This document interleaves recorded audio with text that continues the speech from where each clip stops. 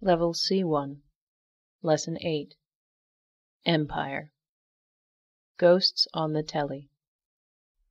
Two news shows confront viewers with Britain's colonial past and multi-ethnic present. The British, so the cliché goes, are a repressed lot. Faced with an awkward subject, they avoid it, change the subject, make tea.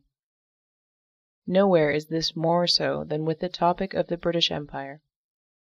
The subject of fascination, hatred, and admiration throughout the world, the history of the Empire is largely avoided in Britain itself, a bloody, embarrassing episode everyone would rather forget.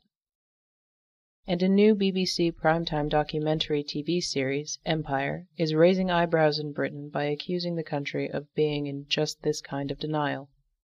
Pretending we don't need to talk about it is just stupid, say the program's creators. The history of the Empire is conspicuously absent from the British school curriculum. Growing up in late 20th century Britain, my generation studied the history of the British Isles up to the 18th century, then leapt over the Empire to focus on everything from the Russian Revolution to the history of African Americans in America to World War II.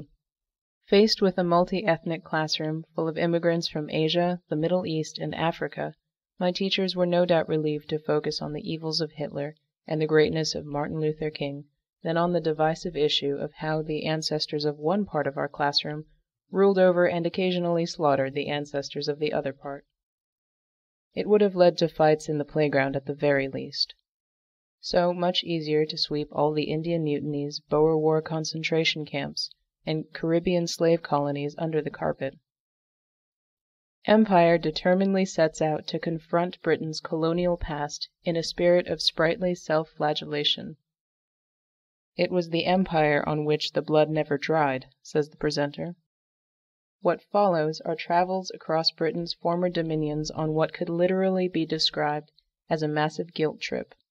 The host asks an Egyptian, "Is there absolutely nothing good we did here?" "Nothing," says the Egyptian, who with delicious irony wears a very British tweed suit. All imperialism is bad.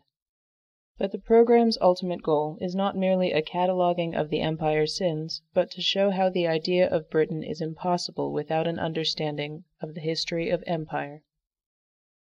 The country we live in, the United Kingdom, is an imperial creation. It's to the Empire that we owe our sense of ourselves as somehow special. It has even changed the genetic makeup of the British people.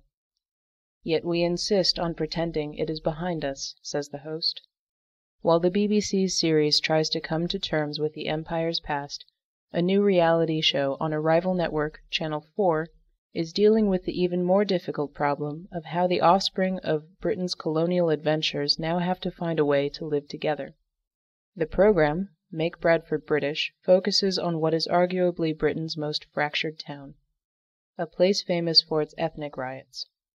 The program puts an Orthodox Muslim, a racist white policeman, an Asian-bashing black woman, and other assorted multicultural products of the British Empire's aftermath together in one house. Their religious and ethnic conflicts quickly rise to the surface before they start to soften, cry, and search for their common Britishness. They claim to feel British, but most stutter and stare confused into the camera when asked to define it. Both programs are tapping into a potentially fatal national identity crisis. This year is meant to be a particularly patriotic year for Britain. The country is celebrating the Queen's Diamond Jubilee, and the Olympics are coming to London.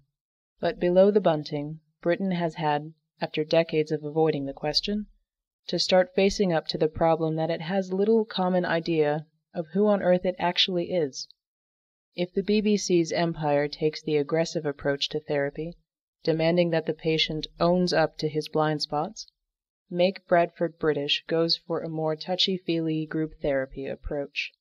But what's perhaps most telling and most British about these attempts to come to terms with the country's past and present is that this process is playing out chiefly on television rather than through state educational or religious institutions.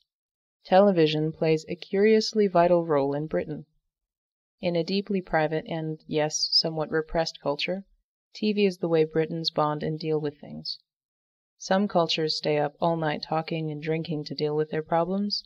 Others turn to the church. The British switch on the TV. On the airwaves, at least, Britannia still rules.